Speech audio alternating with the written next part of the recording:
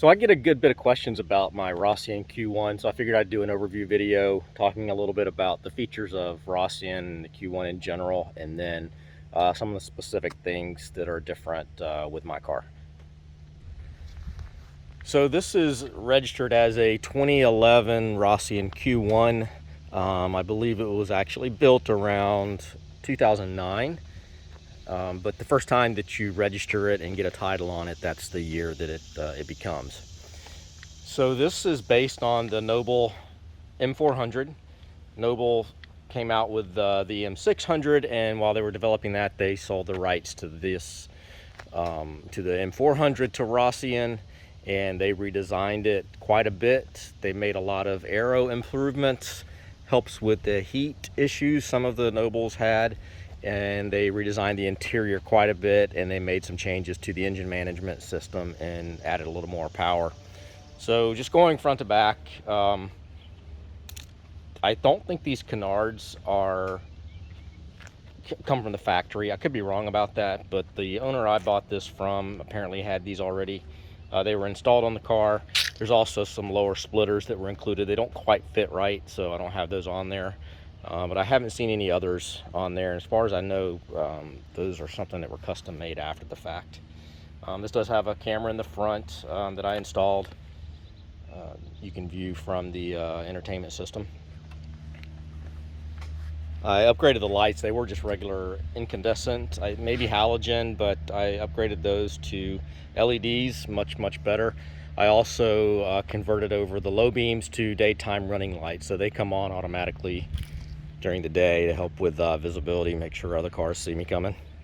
The wheels are custom made by Rossion.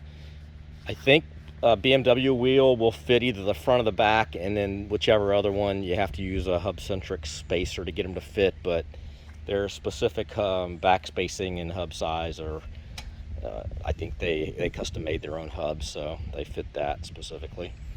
The front radiator fans vent out in the middle of the hood, and the heat goes over the back of the car. It comes with 2 windshield wipers, but I converted this one just to a single.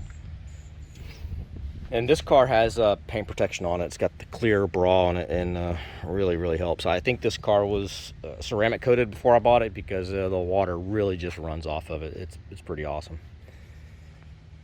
You see there's no keyhole. It's all electronic getting in and out. From the factory, it comes with keyless entry, and you put the key in to start, push the button. This one's been converted. I'll show you more about that on the interior. This is not the factory wing. Some of them come with a wing. That was an option. It's more of a flat, I think it's made out of aluminum, I'm not exactly sure, flat wing. This is a APR wing that I installed, carbon fiber.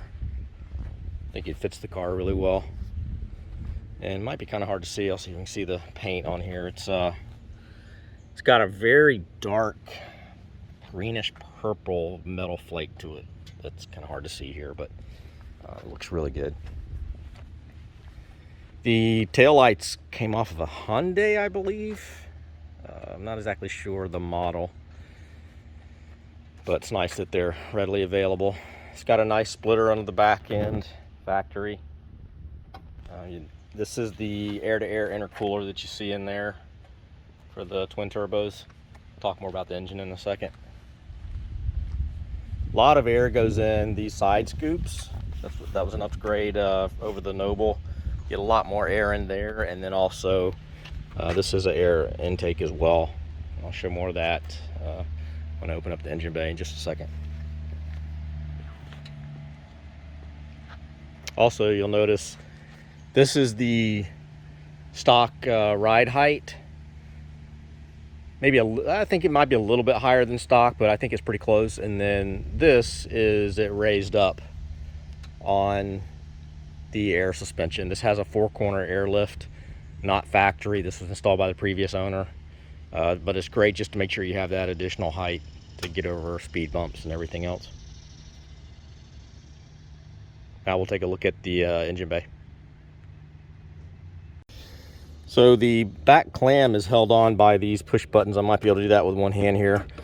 The factory, they come with Phillips head turn screws that you turn to get in. This one was apparently changed by the previous owner to these push buttons, which a good bit better, I believe. And then the whole clam opens up. So this is a Ford 3-liter V6 Duratec. It was found in some, I believe, Ford Escapes, maybe the Edge, and then several overseas European models. I think at the Mondeo or something similar. This has, it's been worked, the different pistons, I believe, some head work, and of course twin turbos and a custom ECU. So this is pretty much factory. The spark plug ignition I installed, those, they weren't yellow, the original ones were black. And this is one of the 2 air tanks. The other air tank is underneath here by the exhaust underneath, and there's also the pump for the air system. And this is the air box. So there's 2 K&N air filters in there. So the air is forced in through these scoops, goes into the air box, goes through the filters, then to the turbos, and through this intercooler into the intake. This air box is normally just painted black. I installed that heat shield. This was a silver heat shield. I added some another layer of the gold over top just to try to keep the temps down as much as possible. I'm considering, it doesn't overheat, but you know, it's hot here in the south, and I've considered putting some exhaust fans on the back grill to pull more air through the air-to-air intercooler and just pull more out of the engine bay and away from the exhaust right there. The exhaust is completely wrapped. I guess the previous owner did that. I'm not sure if that's how it comes once built. You can't really say, you know, it's a factory or non-factory option, because as you're building this, you can pretty much do what you want as you're building it. So I'm not sure how many out there are really similar. You can see that the fuel system, fuel regulator is upgraded.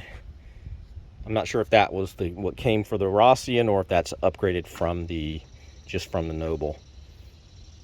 And this does have an adjustable boost controller in it. Pretty tight in there. I've had to do a few things on it. Everything's pretty accessible. You might have to move a couple things, but yeah, not too bad. And the clam's pretty light. Pretty easy to go up and down. That's a tail blow-off valve. Assume it came with the kit from the factory because it's embossed Rossion or engraved. A lot of the hoses and stuff are as well. There's a lot of custom parts on here, but the engine itself, and it comes with a 6-speed jet drag transmission, so those parts should be fairly easy to get if you need.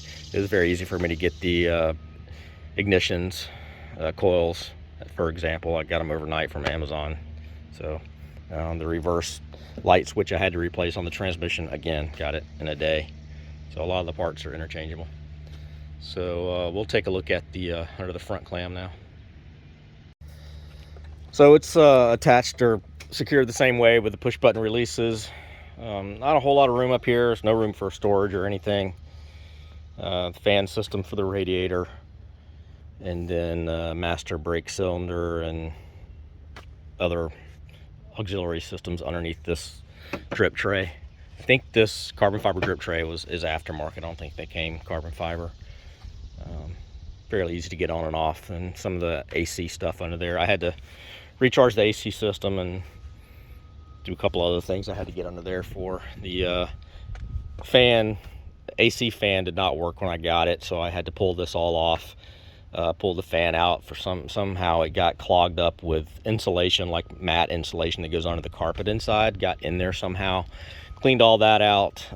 Because it was bound up, it burnt the low and medium fan settings for the AC unit, so I had to put new resistors in there for that.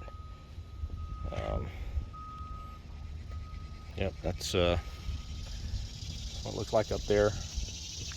And then it's got these two intakes, or the front intake. The way it comes initially, one of the hoses or one on each side went to the AC intake for the fan and vent, and the other one actually was just attached here, connected to where it would blow onto the brakes. So just because it's so hot here right now, I hooked them both up. So we've got 4 intakes going into the fan intake for the AC system. If I ever track it or anything, I'll just switch it back and have one come and point at the brakes. These are the springs. This is the lift system here. It's got a small airbag in each one that raises it up or down with the air. Pretty neat setup. You can see there's no fender wells to speak of, really. That's how you get to the front headlights and turn signals. You can pull that pod off. We'll take a look at the inside. So here's the interior. A couple things that were changed from factory is that in the factory system it comes with 6.5-inch speaker down here and then a tweeter here. Well, previous owner mounted the tweeter up here, got these pillars redone custom, and then mounted a 3-inch right there in the door. Sound system sounds great. It was very messed up when I got it. I removed some stuff, added some stuff, had to replace a couple speakers that were blown, but now it sounds really, really good. It's got a nice head unit that's got Android Auto, wireless Android Auto, and just works out really well. Very nice system.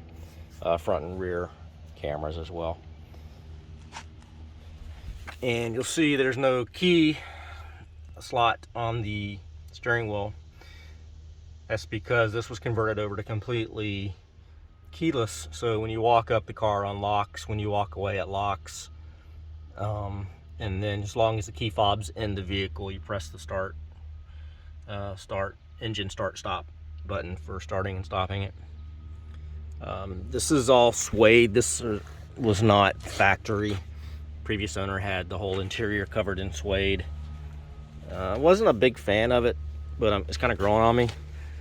The steering wheel is not the factory steering wheel either. He had that done in suede. I put that seat in for the driver's seat, Sparco seat, because the one that came with it, I believe these are factory seats, but they were just covered in suede. They're not reclinable at all. They're nice carbon fiber. They felt pretty good, but I wanted something a bit more comfortable that I could lean back and get the right driving positions. I'm short, so I have to move the seat up a good ways. Air conditioner worked great now. I added a ultra gauge. I use that to monitor things like amount of ignition timing. Also monitor the 2 air-fuel ratio, oxygen, O2 sensors. A couple other temperatures that aren't shown on the main gauges as well. Monitor that. Pretty good bit of space behind the seats. You could definitely take this on an overnight trip somewhere, even put stuff behind the seats up on the back. And this seat's all the way back and there's still plenty of room. I have a 6.5-inch bazooka bass tube behind the driver's seat and the amplifier. On this side is just the ECU and stuff. They built a box around it. That's not factory either. And 6-speed jet drag. One of the major differences between this and the Noble is the Noble had a small single DIN radio mounted right here where the glove box is. They redesigned it, Rossion redesigned it so you can get a full nice stereo there. I don't believe any of the Nobles had electric windows. I think they were all manual, but these are electric. Only thing is they don't roll all the way down. They stop about right here. I understand there's a cross member brace inside that prevents them from being able to roll all the way down. And the boost controller I've got just mounted here on the top of that box. I don't adjust it much. Also, I added that head rest there to the seat. It's designed obviously to give you plenty of room for wearing a helmet, but when I'm not wearing a helmet, it's nice to be able to rest your head there. So I do drive it quite a bit. I actually printed out one of the Road and Track spec sheets from a magazine they had. So when I go to car shows and meets and stuff, it's just easier to have that on the front windshield so everybody knows what it is. Otherwise, nobody knows what it is. Asks a million questions. Also, I noticed when I one of the complaints was on the owner's forum that the doors really, I think it was described as closing like a paper bag. I didn't notice it on mine, and I found out when I replaced that speaker that there is Dynamat inside this, on the inside of the door. So whenever they did the stereo system, they must have put that in there, and it obviously makes quite a big difference. It closes good. It helps with the road noise and stuff.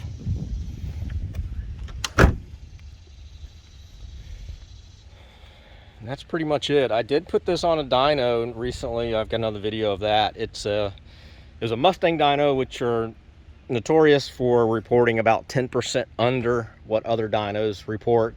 I'm not gonna weigh into the debate whether which one is more accurate, Mustang or others, but on the Mustang dyno, this did I think around 460 horsepower, about 480, a little over 480 torque, which this is supposed to have around 500 at the crank, factory new, so that adds up. So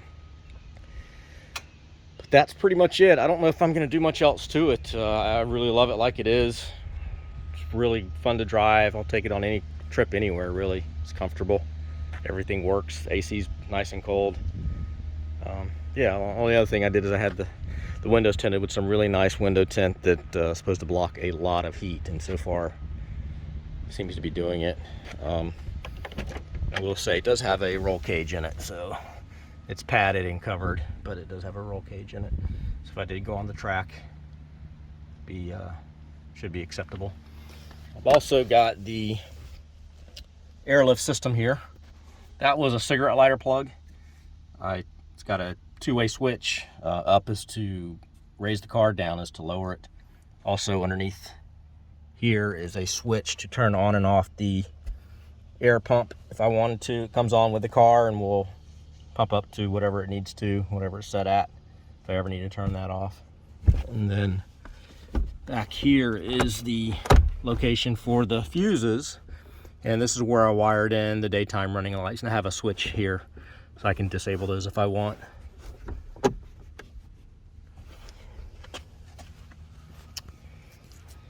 And that's about it.